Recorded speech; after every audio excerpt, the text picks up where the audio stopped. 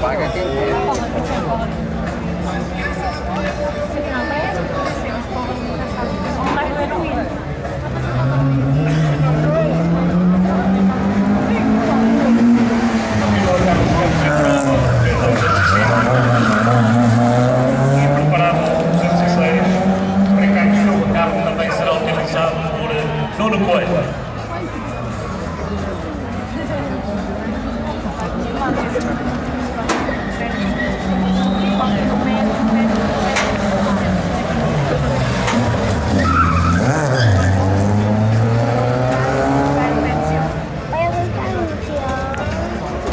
Mais um concorrente é o número 14, Ricardo Silva, Peugeot 206.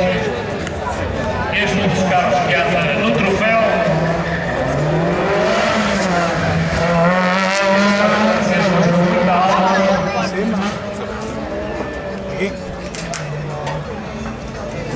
O meu grande amigo Renato é o médico da prova.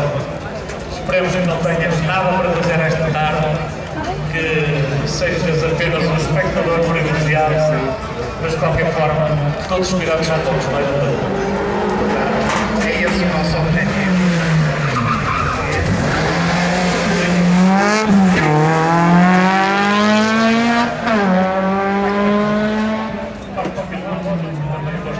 Também lá atrás, hoje as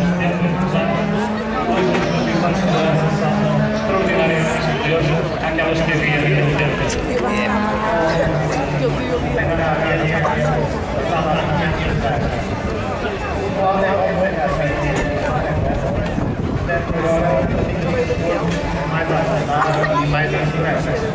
É notória a evolução que houve em termos de segurança para pilotos e isso resulta também numa maior simpatia que há em relação a este desporto, porque em determinada altura